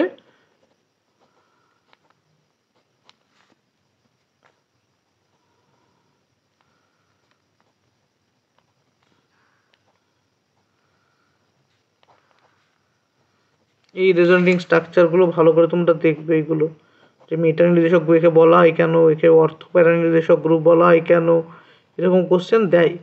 এগুলো বলে কি নাইট্রোকে মেটা নির্দেশক গ্রুপ বলা হয় কেন, এরকম যদি কোশ্চেন দেয় তো মেটা একে রেজোনেন্স একেই তোমাকে ব্যাখ্যা করতে হবে। এবার কে ব্যাখ্যা করতে হবে, রেজোনেন্স ছাড়া ব্যাখ্যা করা সম্ভব নয়, রেজোনেন্স ছাড়া। তো এই রেজোনেন্স আমরা আঁকলাম কার, নাইট্রোকে একটা মেটা নির্দেশক গ্রুপ ধরে নিলাম নাইট্রো, একটা নাইট্রো গ্রুপ ধরে নিয়ে তার রেজোনেন্স করলাম। এই রেজোনেন্স করতে গিয়ে দেখলাম যে আমরা বেঞ্জিন রিংয়ের ইলেকট্রন ঘনত্ব কমে গেছে, অর্থাৎ বেঞ্জিন রিং এর অর্থতে এবং প্যারাতে পজিটিভ চরিত্র অ্যারাইজ করেছে।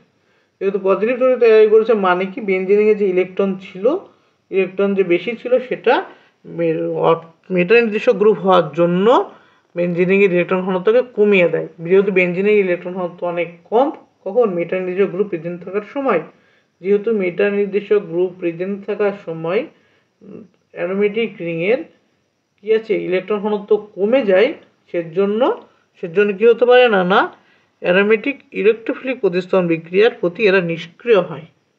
বোঝা গেল? এটাই ভাষাটা লিখতে হবে তোমাদের ঠিক করে। এবার বিয়ে কি বলেছে, একটি মুক্তমূলক প্রতিস্থাপন বিক্রিয়ার উদাহরণ দিতে বলেছে। CH4 Cl2H নিয়ে যে আমরা CH3Cl প্রথম স্টেপে বলি, এটাই একটি মুক্তমূলক প্রতিস্থাপন বিক্রিয়ার উদাহরণ। এই গেল তোমাদের 3-এর কোন দাগের কোশ্চেনগুলো গেলো, এইগুলো গেল 2-এর 2 মার্কস, 2-এর কোশ্চেন নিম্নলিখিত প্রশ্নের উত্তর 3 মার্কস যেগুলো রয়েছে। নেক্সট হচ্ছে 3-এর এ, 3-এর এর একটা বিক্রিয়া দেওয়া আছে, বলেছে কি N2 + A3H2 গ্যাসীয়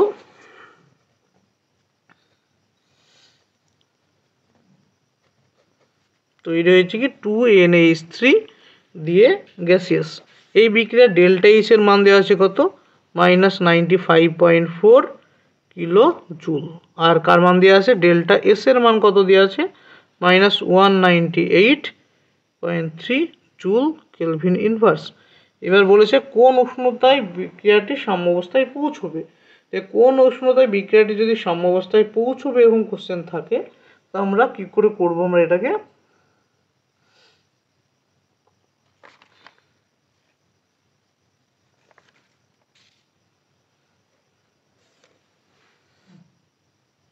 আমরা এখান থেকে আমরা কি জানি সম্পর্ক, ডেল্টা জি সমান ডেল্টা এস মাইনাস টি ডেল এস। বিক্রিয়াটা সাম্যাবস্থায় পৌঁছানোর শর্ত কি, সাম্যাবস্থায় পৌঁছানোর শর্ত, সাম্যাবস্থায় কার মান ডেল্টা জি এর মান 0 হয়। তাই ডেল্টা এইচ সমান কত পেলাম আমরা, টি ডেল এস। তবে টি সমান কত পেলাম আমরা, del H by del S. Del H এর মান কত দেওয়া আছে, -95.4 কিলো জুল। আর ডেল এস এর মান কত দেওয়া আছে, -198.3 জুল পার কেলভিন। এবার এটা থেকে আমরা কিলোজুলকে আমরা জুলে নিয়ে গেলে 1000 দিয়ে গুণ করে দিলাম, তো এই কিলোজুল কিসে কনভার্ট হলো, জুলে চলে আসলো। এবার কাটাকাটি করো, ভাগ করো, তবে উত্তর পেয়ে যাবে। কত আছে, 95.4 ইন্টু 100,000 সরি ডিভাইডেড বাই কত, 198.3 আসলো 481। আর জুল ক্যান্সেল আউট, তো পরে থাকলো কত, 481 কেলভিন।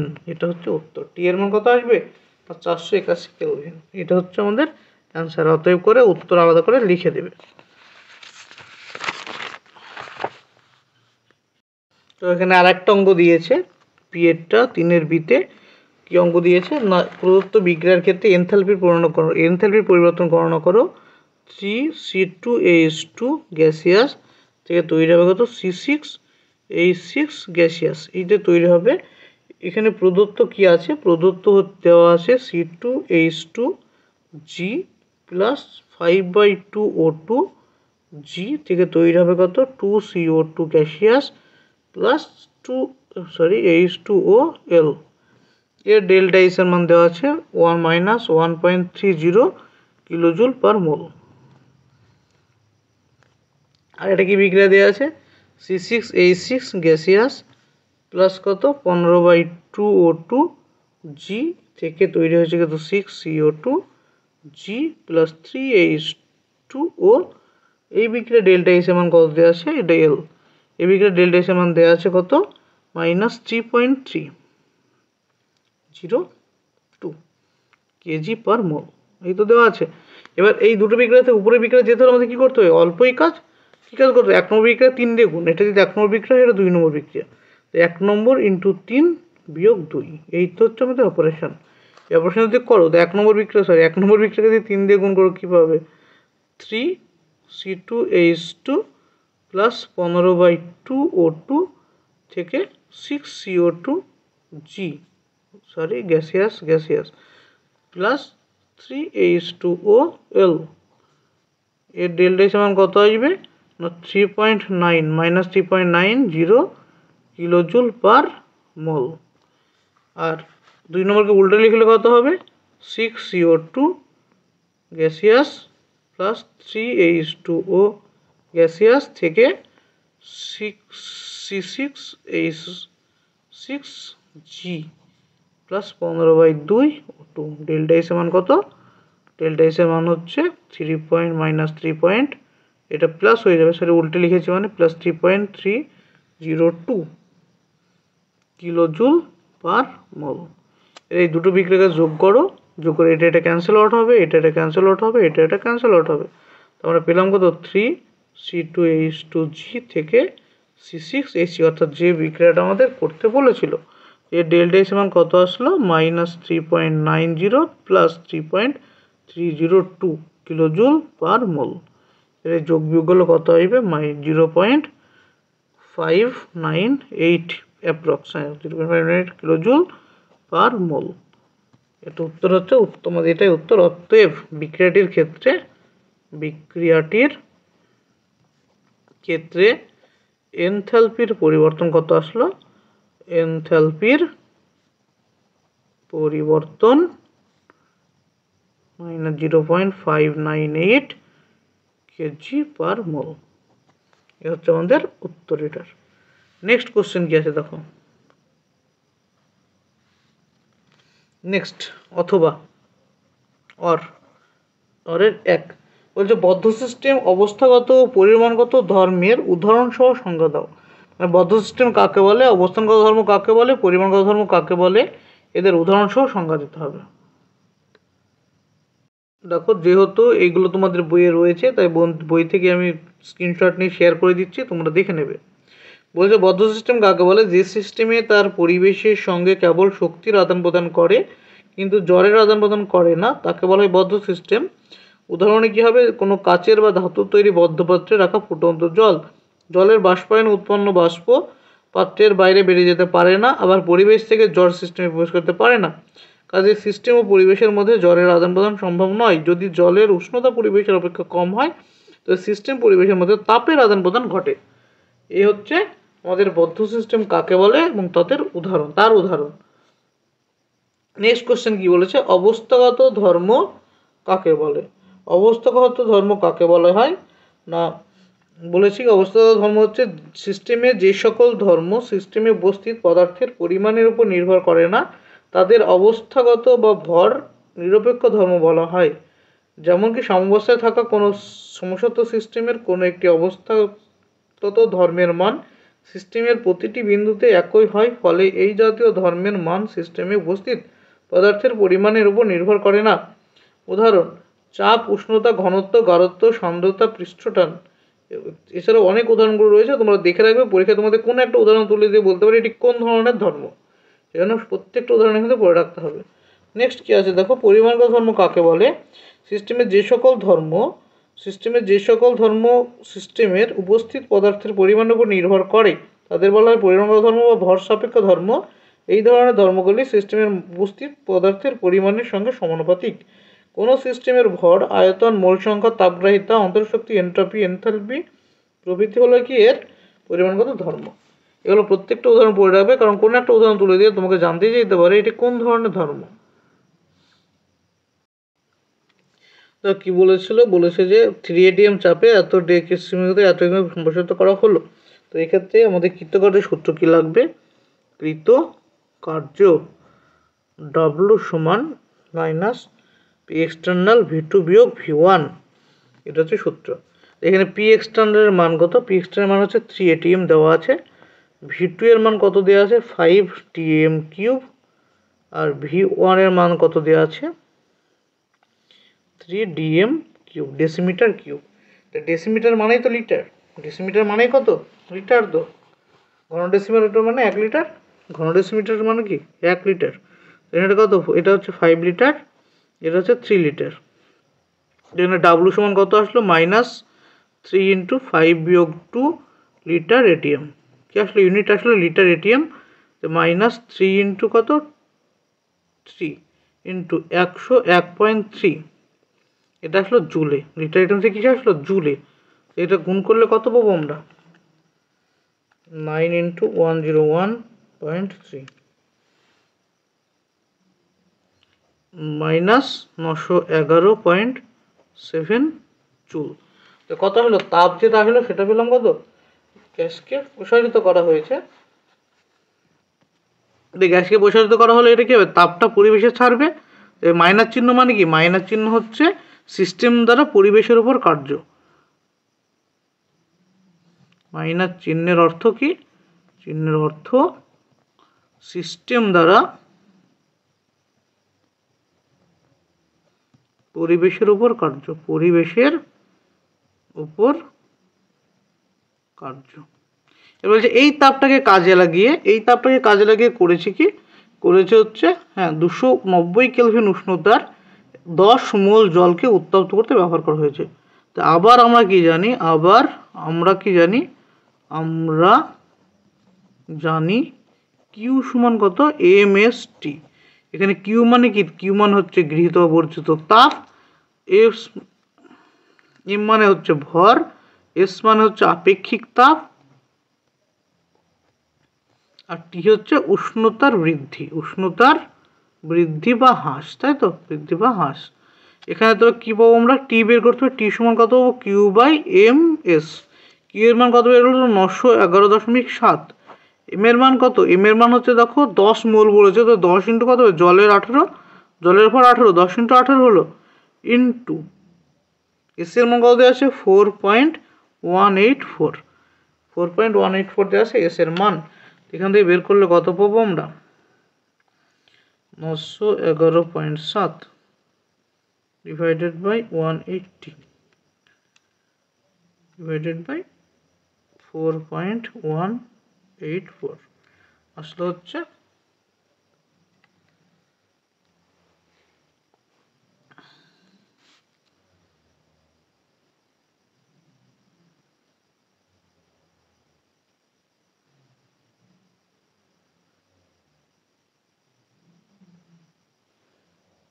সরি এই প্রথম থেকে ভুল হয়ে আছে। এটা হচ্ছে 3 দেওয়া ছিল, মানে এটা 3 হবে। 3 হলে কত হবে? 2 হবে। 2 হলো হচ্ছে 6। 6 মানে 111, সরি 101.3 ইন্টু 6, তার মানে হচ্ছে এটা এই মানটা কত আসছে, 3 দুগুণে 6, 6 দুগুণ করে হচ্ছে 600 মাইনাস 607.8, তার মানে উপরে কত হবে এটা 607.8, তো ভাগ করলে কত হবে, এটাকে 607.8কে যদি ভাগ করি 180 ডিভাইডেড বাই 4.184 আসলে কত 0.807, অর্থাৎ উষ্ণতার বৃদ্ধি কত হবে 0.087 হচ্ছে উষ্ণতার বৃদ্ধি। অতএব এখন জলের উষ্ণতা কত হবে, এখন জলের উষ্ণতা আগে ছিল কত 290 যোগ 807 কেলভিন, তার মানে 290.807 কেলভিন, এটা হচ্ছে উত্তর। এটা হলো কি আমাদের কোশ্চেনের উত্তর। নেক্সট হচ্ছে 3-2 এ বলেছে যে একটা যৌগ দিয়ে আছে CH2 ডবল বন্ড CH2, এর সিগমা ও পাই বন্ধনের সংখ্যা কতগুলো। তো এই সিগমা বন্ধন কত হবে, 2, 4, 3, 4 থেকে ভেঙে লিখতে হবে, যদি সিগমা না বুঝতে পারো সিগমা ভেঙে কী হবে, C double bond C H ভেঙে এটা হয়, এখানে একটা সিগমা, দুটো সিগমা, 3টে 4টে 5টা 6টা, সিগমা হলো 6, সিগমা 6, পাই কতগুলো হবে, পাই হচ্ছে 2, সিগমা 6 পাই 2। বি এর কি বলেছে, প্রদত্ত যৌগগুলিকে আম্লিকতার ক্রম অনুসারে সাজাও ও ব্যাখ্যা করো। প্রদত্ত যৌগগুলিকে আম্লিকতার ক্রম অনুসারে সাজিয়ে ব্যাখ্যা করতে বলেছে। যে কী কী যৌগ দেওয়া আছে না, CCl3 COOH Cl2 CH COOH, Cl CH2 COOH, এই যে 3টে যৌগ দেওয়া আছে, এদের আম্লিকতার ব্যাখ্যা যদি করতে হয়, আমি এদের ডিরেক্ট যদি স্ট্রাকচার ড্র করি কেমন হবে এদের স্ট্রাকচার, সি এটা এর সাথে কি 3টে Cl যুক্ত, একটা স্ট্রাকচার হলো। এই যৌগটা কেমন হবে দেখতে, সি ডবল বন্ড OH, এখানে হবে একটা H, দুটো হাতে Cl।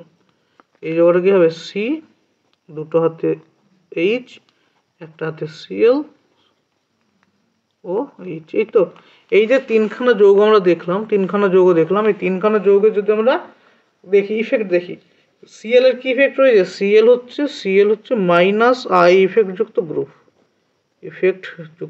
Cl যেহেতু মাইনাস আই রয়েছে, তো এখানে Cl কি করবে, ইলেকট্রন জোন নিজের দিকে টানবে। Cl ইলেকট্রন জোন নিজের দিকে টানার জন্য এই কার্বনের মাথা মানে এই কার্বনের C এর ইলেকট্রন ঘনত্বকে অনেকটাই কমে যাবে, যেহেতু অনেকটাই কমে যাবে তখন কি করবে কি, এই ইলেকট্রন জোনটাকে নিজের দিকে টানবে।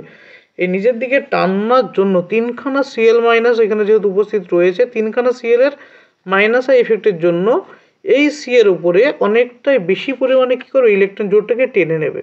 তার মানে এই সি এর উপরে গঠিত ডেল্টা পজিটিভের মান যথেষ্ট বেশি হওয়ার জন্য এই সি ও বন্ধনের ইলেকট্রন জোড় কোন দিকে শিফট হবে না, সি এর দিকে শিফট হলে এই বন্ধনও শিফট হবে। অর্থাৎ এক্ষেত্রে দেখা যায় কি যে ওই যে বন্ধনটির প্রকৃতি অনেক দুর্বল হয়ে পড়ে, ওইস বন্ধনের প্রকৃতি দুর্বল হয়, কারণ কি ওই Cl মাইনাস কি করে ইলেকট্রন টানলো, তিনখানা Cl এর মাইনাস আই ইফেক্ট কার্বন থেকে ইলেকট্রন টানার জন্য ওই ইলেকট্রন ঘনত্ব অনেকটাই কমবে, ওই ইলেকট্রন টানার জন্য পরের কার্বন ইলেকট্রন ঘনত্ব কমবে, পরের কার্বন ইলেকট্রন ঘনত্ব কমার জন্য OH বন্ধন যেটা রয়েছে মানে এই যে OH বন্ধন রয়েছে, এই বন্ধনের প্রকৃতি অনেকটাই দুর্বল হয়ে পড়বে। এই দুর্বল হয়ে পড়ার জন্য এই বন্ধনটি খুব সহজে ভেঙে যাবে। এখানে একই রকম কাজ, এখানে দুটো Cl এর মাইনাস আই ইফেক্ট রয়েছে, এখানে একটি Cl এর মাইনাস আই ইফেক্ট রয়েছে। যেহেতু এখানে একটা Cl এর মাইনাস আই, দুটো Cl এর একটা Cl এর যেহেতু আস্তে আস্তে Cl এর সংখ্যা কমছে, অর্থাৎ মাইনাস আই ইফেক্টের ফলে ইলেকট্রন টানার টেন্ডেন্সিও কমে যাচ্ছে। সুতরাং সব থেকে বেশি মাইনাস আই ইফেক্ট দেখাবে কোন যৌগটার ক্ষেত্রে, প্রথমে যেটা আছে সেটাতে, সেজন্য ওটাতে কি হবে, ওইস বন্ধনের যে প্রকৃতি, এই যে ওইসটা সব থেকে বেশি দুর্বল হবে এই যৌগের মধ্যে, তারপরে এই যৌগে, তারপরে এই যৌগে। অর্থাৎ এখান থেকে আমরা বলতে পারি সব থেকে বেশি আম্লিক কে আসবে, এই যৌগটা হচ্ছে সব থেকে বেশি আম্লিক, তারপরে কত আসবে CCl2 CH COOH, তার থেকে বেশি আসবে Cl CH2 COOH। এটা হচ্ছে আম্লিকতার ক্রম, এটা হচ্ছে উত্তর। কারণ কি Cl এর মাইনাস আই দিয়ে ব্যাখ্যা করতে হবে, যে ব্যাখ্যা তোমাদের টেক্সট বইয়েও লেখা রয়েছে, একবার দেখে নেবে। আশা করি বুঝতে পারবে। যদি কোথাও অসুবিধা হয় তোমরা কমেন্টে জানাবে, কোশ্চেন নাম্বার দিয়ে কমেন্টে কোনো প্রবলেম জানাবে, যেখানে যা সমস্যা অবশ্যই কোশ্চেন নাম্বার উল্লেখ করে কমেন্টে জানাবে। আর ভালো লাগলে তোমাদের আবারও বলছি, তোমাদের দুটো সেমিস্টার ধরে ফার্স্ট সেমিস্টার এবং সেকেন্ড সেমিস্টারে প্রাইমারি প্রশ্নবিচিত্রা যথেষ্ট সাহায্য করার চেষ্টা করেছি আমি। যদি তোমরা উপকৃত হয়ে থাকো তবে তোমরা তোমাদের বন্ধুদের মধ্যে চ্যানেলটি শেয়ার করে চ্যানেলটির সাবস্ক্রিপশন বাড়িয়ে দাও। এখন সাবস্ক্রিপশন রয়েছে 870। আমি চাই এই সেকেন্ড সেমিস্টার শেষ হতে হতে এটাই যেন 1.5K পর্যন্ত চলে যায় সাবস্ক্রিপশন। তোমাদের কাছে আমার এটুকুই আবদার যেন সাবস্ক্রিপশনটা বাড়ে। দেখো নেক্সট কি আছে, সি এরটা। সি কি আছে বলেছে যে আইইউপিসির নাম করতে, আইইউপিসি নমিনক্লেচার করার জন্য যৌগ দিয়েছে কি, দেখো CHO, CH2, CH2, CH, CHO, CH2, CHO। দেখো এই যৌগটার ক্ষেত্রে নাম্বারিং 1, 2, 3, 4, তো 3খানা CHO গ্রুপ রয়েছে, সেজন্য নামকরণে কি হয়, কার্বলডিহাইড যুক্ত করা হয়। যেহেতু 3খানা যদি প্রান্তীয় কার্যকারীমূলক যুক্ত থাকে তবে এদের পার্শ্ব শৃঙ্খল হিসেবে ধরা হয়, মুখ্য শৃঙ্খল হিসেবে ধরা যাবে না। এবং CHO গ্রুপের জন্য এর নামকরণ কি ধরা হবে, কার্বলডিহাইড। এর নামকরণ কি হবে, এটার নাম হবে বিউটেন 1,2,4 ট্রাই কার্বলডিহাইড,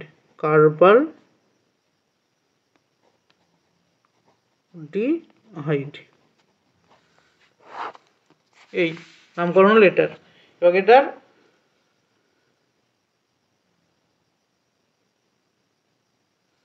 আরেকটা নামকরণ করা যেতে পারে, যদি আরেকটা নামকরণ কি করা যাবে, নামকরণ আমি অবশ্যই এটা করেছি। আরেকটা দেখো, এইটা তোমাদের টেক্সট বইয়ে দেওয়া রয়েছে, পরীক্ষা আসলে তোমরা এটাই লিখবে, হ্যাঁ, ঝামেলা যাওয়ার দরকার নেই তোমাদের। কিন্তু আরেকটা নামকরণ হয়, কিভাবে এটা করা যায় দেখো, CH2, CH, CH2, CHO, CHO। দেখো এটা এর আগে যখন তোমাদের প্রশ্নবিচিত্রা সাজেশন এই কোশ্চেনটা রয়েছে, সেখানে আমি করিয়েছিলাম, বলেছিলাম কি এটা 1 নম্বর কার্বন, 2 নম্বর, 3 নম্বর, 4 নম্বর, 5 নম্বর, 6 নম্বর। এবং এই নাম্বারিং যেটা করলাম, দেখো এখানে CHO একটা বাদ গেল, এই CHOটা বাদ গেল, যে কার্বনের যে CHO গ্রুপটা নাম্বারিং করা হয় না তার নামকরণ করা হয় ফরমাইল হিসাবে। তো এটার নাম কি হবে, 3 ফরমাইল। 3 নম্বর আছে CH মানে 3 ফরমাইল। কটা কার্বন আছে, 6টা। তো হেক্স, এবার হেক্সের পরে কি হবে, 1,6 ডাইঅ্যাল, CH মানে তো অ্যাল হয়, তো কি হলো 3 ফরমাইল হেক্স 1,6 ডাইঅ্যাল। এই নামকরণটা করা যায়, কিন্তু তোমাদের বইয়ে যেহেতু এটা প্রিফার করেছে তোমরা চেষ্টা করবে এটা করার মনে করে। এই হলো আইইউপিসি নমিনক্লেচার। নেক্সট ডি কোশ্চেনে কি দিয়েছে, নিম্নলিখিত যৌগগুলো ইলেকট্রোফাইল নিউক্লিওফাইল বিবেচনা করো। নিম্নলিখিত কটা যৌগ দেওয়া আছে, এদের বলছে কোনটি ইলেকট্রোফাইল হবে এবং কোনটি নিউক্লিওফাইল হবে সেগুলো চিহ্নিতকরণ করতে হবে। তো এখানে ইলেকট্রোফাইলগুলো কি কি, দেখো ইলেকট্রোফাইল আমরা কাকে জানি, ইলেকট্রোফাইল হচ্ছে যাদের কি ইলেকট্রন ঘনত্ব কম আছে। এর মধ্যে কার ইলেকট্রন ঘনত্ব কম আছে, BF3 ইলেকট্রন ঘনত্ব কম আছে, আর AlCl3 দুটো লুইস অ্যাসিড হিসেবে কাজ করে। এই দুটো কি হলো ইলেকট্রোফাইল। আর নিউক্লিওফাইল কি হবে, নিউক্লিওফাইল হলো NH3 ও আর কি আছে ROH। এদের ইলেকট্রন ও এর কি আছে লোন পেয়ার এবং নাইট্রোজেনের লোন পেয়ার আছে, অর্থাৎ এদের হাই ইলেকট্রন ডেন্সিটি সেন্টার এটা। তাই এরা কীভাবে কাজ করে, এটা নিউক্লিওফাইল রূপে কাজ করে। নেক্সট কি আছে দেখো, নেক্সট হচ্ছে 3-2 অর এর এ, 3-2 অরের এ নাম্বারিং এত বড়। দেখো প্রথম কোশ্চেনটি বলেছে ইথাইনের দুটি কার্বন পরমাণু সংকটন অবস্থা উল্লেখ করো। ইথাইনের সংকেত কি, এটা হচ্ছে ইথাইনের সংকেত। ইথাইনের দুটি কার্বনের সংকরিত অবস্থা হচ্ছে sp, কি হবে সংকরিত অবস্থা sp। 2 নম্বর কোশ্চেন কি দিয়েছে, মিথাইল, ইথাইল ও আইসোপ্রোপাইলের কার্বোক্যাটায়নগুলির সুস্থিতির অধক্রম। দেখো কি বলেছে, বিয়েরটা এটা হচ্ছে 3-2 অরের বি। বলেছে মিথাইল, ইথাইল ও আইসোপ্রোপাইল কার্বোক্যাটায়নগুলিকে এদের সুস্থিতির অধক্রম অনুসারে সাজাও। তাই মিথাইল হচ্ছে CH3+ কার্বোক্যাটায়ন যেহেতু বলেছে, ইথাইল হচ্ছে CH3 CH2+, আর একটা কি আছে আইসোপ্রোপাইল। আইসোপ্রোপাইল হবে কি CH3 CH3+। এই যে তিনটে আমরা কার্বোক্যাটায়ন দিয়ে দিয়েছে, বলেছে এদের সুস্থিতির অধক্রমণে সাজাও। এদের মধ্যে সব থেকে সুস্থিত কোনটা হবে, এটা যদি 1 নম্বর বলি, 2 নম্বর, 3 নম্বর। এদের মধ্যে এর যদি হাইপার কনজারভেটিভ দুটো ইফেক্ট কাজ করে এখানে, একটা হচ্ছে ইন্ডাকটিভ ও 2 কি কাজ করে, হাইপার কনজুগেশন। এখানে দুটো ইফেক্টের সাহায্যে আমরা এই স্টেবিলিটি ব্যাখ্যা করতে পারি। দেখো 3 নম্বর যে স্ট্রাকচারটা দেখি, এখানে 3 নম্বর স্ট্রাকচারে যদি বলি আমরা, দুটো CH3 গ্রুপের কি রয়েছে, প্লাস আই ইফেক্ট রয়েছে। প্লাস আই ইফেক্ট কি করে, প্লাস পাই ইফেক্ট কাজ করে। প্লাস আই ইফেক্ট কি করে, এর যে প্লাস চার্জ রয়েছে অর্থাৎ কার্বোক্যাটায়নে প্লাস চার্জের চার্জটাকে অনেকটাই কমিয়ে দেয়, এবং এর কাছে 6খানা আলফা হিস থাকায় 6খানা হাইপার কনজুগেশন হাইড্রোজেন থাকে, অর্থাৎ 6খানা রেজোনেটিং স্ট্রাকচার আমরা পেয়ে যাই। এর জন্য সব থেকে বেশি স্টেবল হবে কোনটা, 3 নম্বরটা হচ্ছে সব থেকে বেশি। এবার বলছে অধক্রমিত সব থেকে বেশি স্টেবল হবে 3 নম্বর স্ট্রাকচার। তারপরে 2 নম্বর স্ট্রাকচারে একটা মিথাইল গ্রুপ এবং 3খানা প্লাস আই ইফেক্ট, একটা মিথাইল গ্রুপে প্লাস আই ইফেক্ট এবং 3খানা আলফা হাইড্রোজেন রয়েছে। আর সব থেকে লেস স্টেবল হবে 1 নম্বর স্ট্রাকচার। কারণ কি, এর হাইপার কনজুগেবল হাইড্রোজেনও নেই এবং কোনো কি নেই, প্লাস আই ইফেক্টযুক্ত গ্রুপও নেই। সেজন্য এটা হচ্ছে সব থেকে কম স্টেবল আর সব থেকে বেশি স্টেবল এটা। কারণ কি, এর দুটো মিথাইল গ্রুপে প্লাস আই ইফেক্ট এবং 6খানা আলফা হিস রয়েছে, যেখানে 6খানা আলফা হাইড্রোজেন থাকার জন্য হাইপার কনজুগেবল হাইড্রোজেন থাকে। হাইপার কনজুগেশন দেখাতে পারে 6খানা রেজোনেটিং স্ট্রাকচার দেখাতে পারে। আর এর কোনো একটা মিথাইল গ্রুপের প্লাস আই ইফেক্ট রয়েছে এবং এই যে যৌগটা একটা মিথাইল গ্রুপের প্লাস আই ইফেক্ট রয়েছে এবং 3টে এইচের হাইপার কনজুগেশন দেখায় এরা। আর এখানে হাইপার কনজুগেশন হাইড্রোজেন নেই এবং কোনো ইন্ডাকটিভ ইফেক্ট নেই। সুতরাং 1 নম্বরটা সব থেকে কম স্টেবল। লাস্ট কোশ্চেন দেখো, সি এরটা কি বলেছে, দেখো সি এরটা বলেছে রেসিমিক মিক্সচার কি। রেসিমিক মিক্সচার কাকে বলা হয়, রেসিমিক এনানসিওমার যখন আমরা পড়ি, যখন আলোকেও সমবেত দেখা হয়, তখন এখানে রেসিমিক মিক্সচার বলে একটা টার্ম ইউজ করা হয়। রেসিমিক মিক্সচার হচ্ছে 50% আর এবং এস এর মিক্সচার। রেসিমিক মিক্সচার হলো যে মিশ্রণে দুটি এনানসিওমার, রেসিমিক মিক্সচার।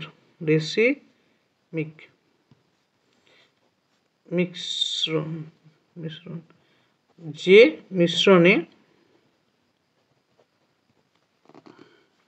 দুটি এনানসিওমার সম আণবিক পরিমাণে থাকে, সমানুপাতিক পরিমাণে থাকে, তাকে বলা হয় রেসিমিক মিক্সচার। তাকে বলা হয় রেসিমিক মিশ্রণ।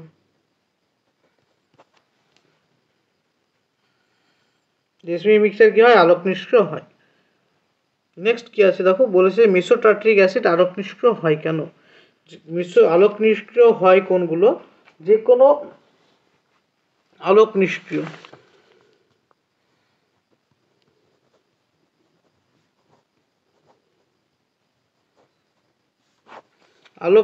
কখন আসে না, কোনো অণুতে কি কি, 1 নম্বর হচ্ছে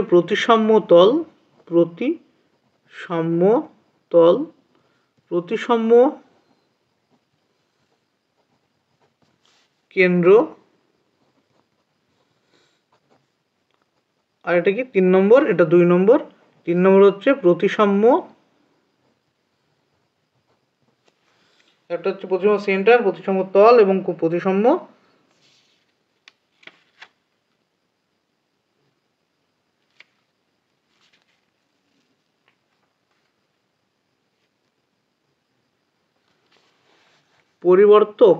পরিবর্ত অক্ষ।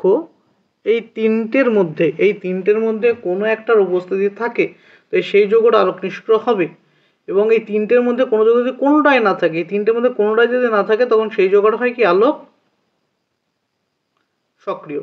যদি তিনটের মধ্যে কোনো একটা থেকে গেলে সেটা হবে আলোক নিষ্ক্রিয়। তো সেখান থেকে আমরা বলতে পারি কোনো যৌগ যদি সিমেট্রি হয়, সিমেট্রিক্যাল মানে কোনো যৌগ যদি অপ্রতিসম হয়, তো অপ্রতিসম যে কোনো অণুই কি যে কোনো অণুই আলোক সক্রিয়। প্রতিসম যে কোনো বস্তু কি যে কোনো হচ্ছে আলোক সক্রিয় হয়। প্রতিসম হলে কি হয়, অপ্রতিসম ক্ষেত্রে অপ্রতিসম কোনো অণু কি আলোক সক্রিয় হয়। কিন্তু প্রতিসম যদি কোনো হয়ে যায়, প্রতিসম হয়ে গেলে কি হবে, প্রতিসম যে কোনো অণুই কি হবে, আলোক নিষ্ক্রিয় হবে। প্রতিসম হয়ে গেলে আলোক নিষ্ক্রিয়, অপ্রতিসম হলো আলোক সক্রিয়। এবার যদি আমরা টার্টারিক অ্যাসিডের সংকেত দেখি, টার্টারিক অ্যাসিডের সংকেত হচ্ছে CH3COOH OH OH। দেখো আমরা যে প্রতিসম অপ্রতিসম দেখি তো, কাইরাল অ্যাকাইরাল যেটা বলে, কাইরাল অ্যাকাইরাল বলা হয়। কাইরাল মানে কোনো কার্বন সেন্টারকে কেন্দ্র করে যদি 4টে ডিফারেন্ট টাইপ গ্রুপ থাকে তখন সেটাকে কাইরাল গ্রুপ বলা হয়। তো এই গ্রুপটা, এই কার্বনটা কি কাইরাল কার্বন, কারণ এখানে এই গ্রুপ এই গ্রুপ এই গ্রুপ এবং এই টোটাল গ্রুপ 4টে আলাদা ডিফারেন্ট গ্রুপ। একটাতে OH আছে, একটাতে COOH আছে, একটাতে H আর একটাতে এই পুরোটা। 4টে ডিফারেন্ট টাইপ গ্রুপ হওয়ার জন্য এখানে দুটো কাইরাল সেন্টার রয়েছে। দুটো কাইরাল সেন্টার থাকা সত্ত্বেও টার্টারিক অ্যাসিড কি হয়, আলোক নিষ্ক্রিয় হয়। কারণ কি, কারণ দেখো এখান দিয়ে একটা সিগমা প্লেন পাস করালে টার্টারিক অ্যাসিডটি দুটি সমান প্রতিবিম্ব তৈরি করে, প্রতিবিম্ব আকারে স্ট্রাকচারে ভেঙে যায়, সমান দর্পণ প্রতিবিম্ব আকারে ভেঙে যাবে কাকে, যদি এখান থেকে সিগমা প্লেন পাস করানো হয়, বা এটাকে মিরর প্লেনও বলা হয়। তো এই মিরর প্লেন যেহেতু এর মধ্যে পাস করতে পারে, কার মধ্যে, মেসো টার্টারিক অ্যাসিডের মধ্য দিয়ে যেহেতু মিরর প্লেন পাস করতে পারে, সেজন্য এটাকে বলা হয় আলোক নিষ্ক্রিয় বা মেসো যৌগ, মেসো টার্টারিক অ্যাসিড। কারণ কি, এর মধ্যে সিগমা প্লেন উপস্থিত থাকে, সিগমা প্লেন উপস্থিত থাকে বা অ্যাক্সিস অফ মিরর উপস্থিত থাকে, সেজন্য এটাকে বলা হয় আলোক নিষ্ক্রিয় যৌগ। এই হচ্ছে তোমাদের যে উচ্চ মাধ্যমিক শিক্ষা সংসদ থেকে যে মডেল কোশ্চেনটা দিয়েছিল তার সলিউশন। অনেকে তোমরা চেয়েছিলে ইউটিউবে এই সলিউশনটা করানোর জন্য, এটা করে দেওয়া হলো। আর যদি সময় পাই আরও কিছু কিছু মডেল করানো হবে, এবং ভালো লাগলে তোমাদের অবশ্যই বলছি তোমরা এই সামেটিভের শেষ পর্যন্ত যেন বেশি বেশি করে শেয়ার করে সাবস্ক্রিপশনটা বাড়িয়ে দিও। Thank you, study well, best of luck for exam.